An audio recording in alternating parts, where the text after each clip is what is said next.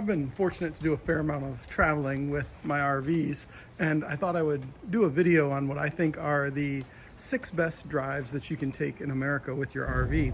Now, as I'm doing this, there are going to be a number of people that maybe disagree or have some others to add, and I think that's great. Go ahead and do it. But what I'm limiting this to is things you can do comfortably with an RV. And so whether you're in a Class A RV or you're in a fifth wheel or you're in a travel trailer like I have, it's something that I think you should be able to do comfortably. For that reason, certain things won't be included. And so one of the things, or at least a few of the things that won't be included for that reason, for example, are things like the $1 Million Highway in Telluride, the Beartooth Highway through Wyoming and Montana, and Tail of the Dragon in North Carolina. These are great, wonderful drives, but I don't think everybody will be comfortable doing each of those. Another thing that won't be included is the Blue Ridge Parkway. The Blue Ridge Parkway is a wonderful drive, beautiful views. I really enjoyed the Blue Ridge Parkway. However, that portion of it in North Carolina has some very low clearance. So the half that's in North Carolina, you can't really do with an RV, certainly not with a fifth wheel or a Class A. You probably can get away with it with a small travel trailer with some of the low-rise bridges that are on that section in North Carolina. I also won't be included drives through national parks. So for example, something like going to the Sun Road, where of course you can't even take an RV. I'm not going to include that, even though people might say, well, I could take my camper van or, you know, whatever else. We're not going to include things such as that nature or any of the drives through the national parks. This also would include the Skyline Drive, even though it's a beautiful drive, very similar to the Blue Ridge Parkway, really just an extension of the Blue Ridge Parkway for 100 miles. So I'm going to keep this to the lower 48. And unfortunately, there are some wonderful places that I'm sure would make this list that I just haven't been yet. One that's been on my bucket list for a long time and hopefully someday will make it is the Pacific Coast Highway. And I just haven't had the chance to get to Big Sur yet. I want to do that. Another drive that I'm hoping to do maybe later this year, but isn't going to be on my list yet, is through Route 2 of Nebraska, which goes through some of the beautiful Nebraska sand dunes. So that's how I've confined this list, and I'm going to give you these drives, and these mostly have to do with traveling from one destination to the other, and sometimes they're alternate routes, but tell me what you think. So let's, in the spirit of alternate routes, let's start right off with number 6. Number 6 for me is Texas Highway 82 and 84. Now, the reason I list Texas Highway 82 and 84 is a lot of people travel the main street of America, I-40, east to west. This is kind of an alternative route, a little bit south of I-40, and I actually used this route the first time just to avoid bad weather, and once I used it, I thought, what a great route. Now, specifically, if we're talking about this route, I'm talking about in the east. It begins at Texarkana, Texas. It travels eastwardly toward Lubbock, Texas, at which point Highway 82 becomes Highway 84, and then it travels through Clovis, New Mexico at the Texas-New Mexico border, up through Fort Sumner, where there is a museum for Billy the Kid at his area where he used to hang out so many years ago in the late 1800s. And then you can head right up there to Santa Rosa, New Mexico, which is one of my favorite stops east to west, is to stop and stay in Santa Rosa overnight. So you could take all that Highway 40, or you could take this other route. And the interesting thing about it is that it's mostly 70 miles per hour. A lot of it is just one lane each way. In some areas it's 2 lanes each way, east and west, but most of that is 1 lane each way. But it's also mostly 70 miles per hour. And really, once you get past Wichita Falls, Texas, you're basically not going to see many people on the road at all. You'll pass a car every now and then until you come to Lubbock, and then once you get past Lubbock, really is very sparse traffic all the way into Santa Rosa, where you would pick up I-40 again. Along the way, there are some things to see. It's not the greatest sightseeing, but you travel through the Texas plains and some beautiful farmland. For those of you that may be Yellowstone fans, the Four Sixes Ranch, when you get to Guthrie, Texas, is right there. I do not recommend you fill up with fuel there. I made the mistake of doing that. They only have 85 unleaded, and I don't like putting that in my vehicle. Anyway, you want to have a lot of fuel if you're going to do this, or plan your stops carefully. Moving on to the number 5 road trip you can take with your RV. We're going to kind of stick with this same theme of maybe it's an alternate route. It's also a way to get across Texas, is Highway 90. Highway 90 from San Antonio all the way across the state to El Paso, going from east to west, from west to east. El Paso to San Antonio is a wonderful drive. I've made it several times, takes you through the desert. You do hit a few towns in the east, so you travel through Uvalde, and then you come up onto Del Rio. And in near Del Rio and near El Paso, there will be border checkpoints that you have to go through. Again, a lot of this road is one lane in each direction. There are some portions of it where it is 2 lanes in each direction. But once you get past Del Rio, the drive from Del Rio to El Paso, or coming from El Paso to Del Rio, it's just a wonderful drive. A few little small towns there, Comstock, you pass Lake Amistad, beautiful area. The Lake Amistad National Recreation Area is just gorgeous. And then you come upon 2 very interesting little towns. One is Alpine, which is a nice little town, quaint little town. And if you turn south from Alpine and you want to drive about 80 miles south, and when you're driving 80 miles south there, you're doing it at about 85 miles per hour because there's almost no one on the road, that would take you right down into Big Bend National Park. Or you could keep heading up the road toward Marfa. If you're going from east to west, as soon as you get a little past Marfa, you're going to come across a couple of interesting little roadside attractions or artist points, I guess. A monument there to the movie Giant, starring Elizabeth Taylor and James Dean. And not very far from there is kind of this weirdest thing. It's the Prada store. The Prada store is unique. It's a artist rendition. I think it only has left Prada shoes in it, and it's this. And people leave locks there for some reason along the fence. But it's this neat little roadside attraction that's there along Highway 90. It's a long stretch of highway. Again, avoiding I-10. See how we're keeping this theme going here? Avoiding I-10. Number 4 on the list is Highway 9 through New Mexico and Highway 80 through Arizona. Now, if you're traveling west to east, this is from Tombstone, Arizona. What you're going to do is you're going to head in a southeasterly direction. I actually come just out of Tombstone and I take Davis Road. The reason I take Davis Road right there is 2-lane road. I think it's 65 if I'm not mistaken. I might be mistaken on that. But you go by some neat farms. You can see some Brahman cows there. Very interesting to see that Brahman cattle along the side of the road. I've seen them every time I've done that stretch. And then Davis Road will eventually, I can't remember what crossroad it gets to you, but you have no choice except to turn north or south. If you head north, you're going to head back toward I-10. If you head south, you're going to head back toward Highway 80. Head back south toward Highway 80, and it'll take you down to Douglas. When you get to Douglas, then Highway 80 kind of winds back up. And as it winds back up, there's a number of different things to take a look at there. Highway 80, as you're heading in a northwestern direction, you're going to be heading right through the Whittemere Canyon.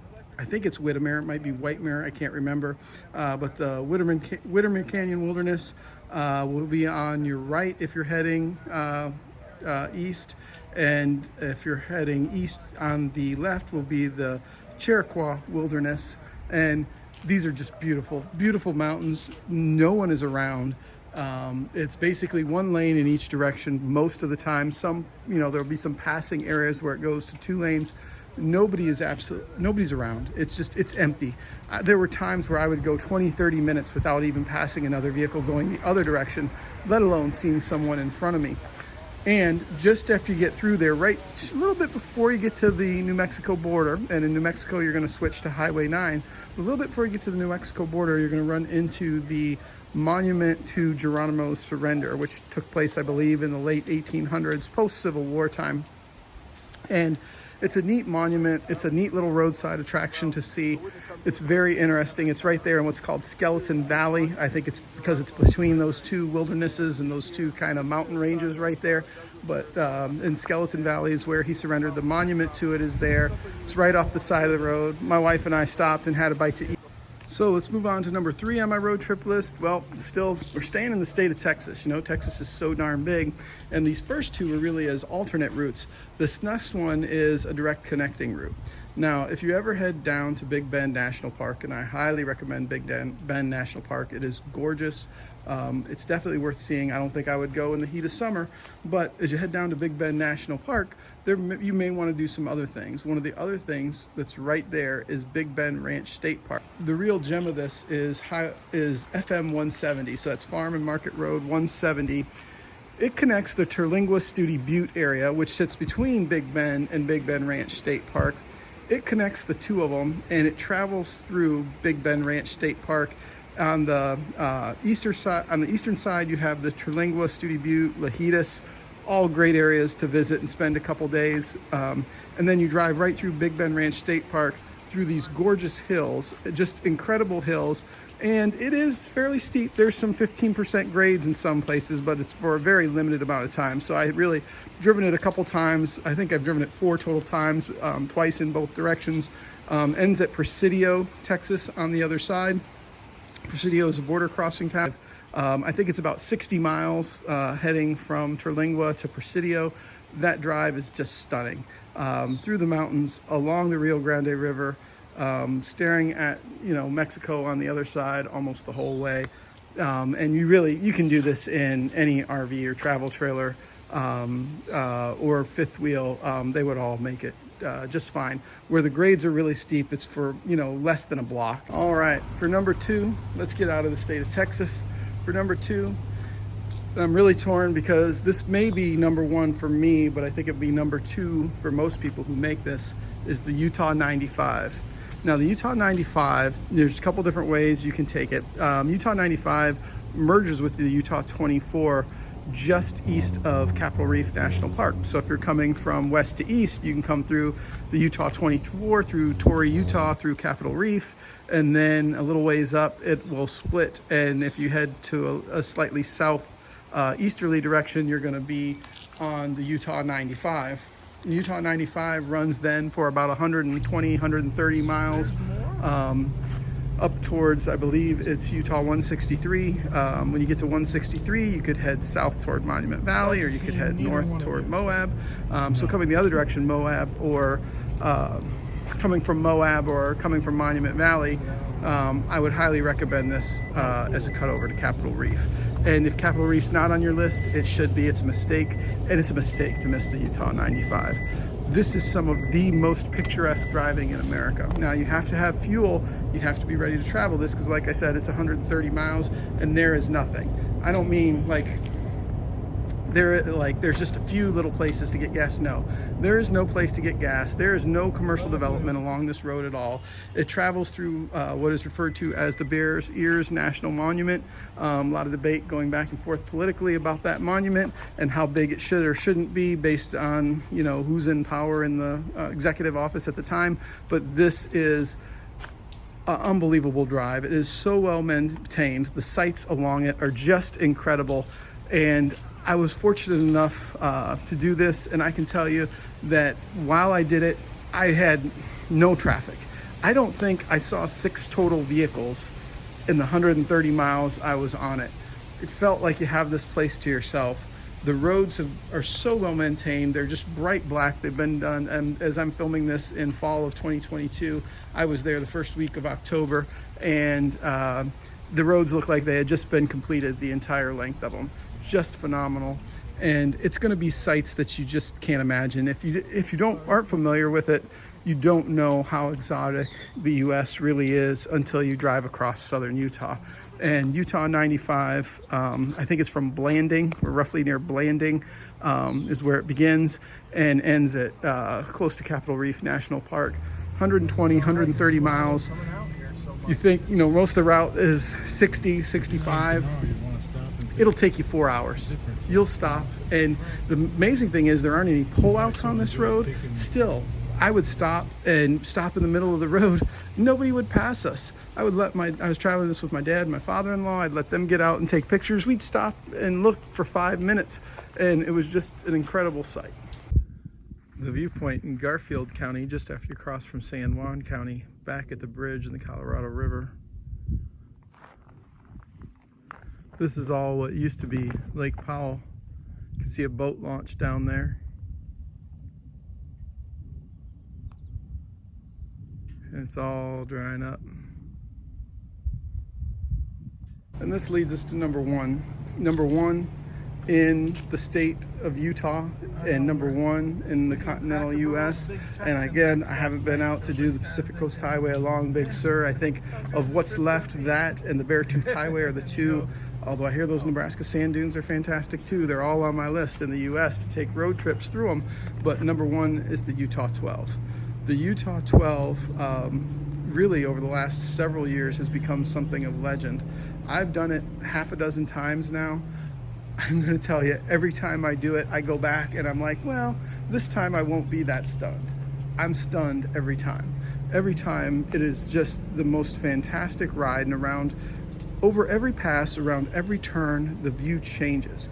Going east or going west, it changes. It's about 112 miles. It's the Utah 12, and the portion I'm talking about, there's a few miles on the western edge of the Utah 12 between Highway 89 and until you get to Bryce Canyon National Park that are really neat, really cool. You're seeing these red cliffs, then you come upon Bryce Canyon National Park and you're like, all right, Bryce Canyon, it's got some views. It's pretty amazing. And then most people will actually head back to Highway 89 and they'll go around to go to Capitol Reef, or they'll go back up to I-70 and go all the way over to Moab. It is a mistake. It is an absolute mistake. You want to continue heading in a kind of a eastward or northeasterly, if you will, direction toward Capitol Reef National Park. The Utah 12 has so much to offer. I can't begin to describe the scenery, but you go through these desert rocks with these magnificent overlooks. You get up onto what's called the Hogback, where on both sides of you, it's one lane each way, and on both sides of you, there's this sheer drop. Again, plenty of people do this in Class A's, plenty of people do it in RVs. It's not challenging. You just take your time and take it easy. And then you come off of that, and now all of a sudden you're up into this alpine setting. And twice I've been fortunate on this trip that I've done this in the last week of September, first week of October. And the aspens are changing and turning yellow, and it just creates for these phenomenal views. And then you come back down and out of that and you're in Capitol Reef National Park, which is unbelievable to see. You know, and if you head back the other way, it's just as crazy. It's a mistake to miss the Utah 12. In my opinion, it is the number one drive in America. There are a few little towns along the way with, you know, maybe 50, 60 miles between them. The two that are, I would stop in Escalante to get, there's a place there called Georgie's, does Mexican food. It's right on the side of the road. You literally pull over in Escalante, Utah. Georgie's is phenomenal. The other thing that I would consider is you go through Boulder, and there's there between Escalante and Boulder, there's the Kiva Coffee House. It's Kiva, I believe. You go through Boulder, and then you're going to get up on what's called Boulder Mountain.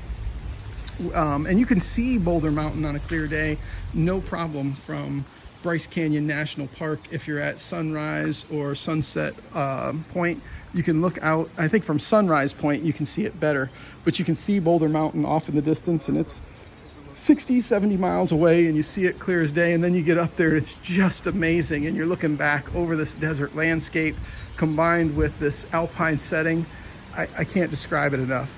Number one drive in America, number one road trip to take for your RV.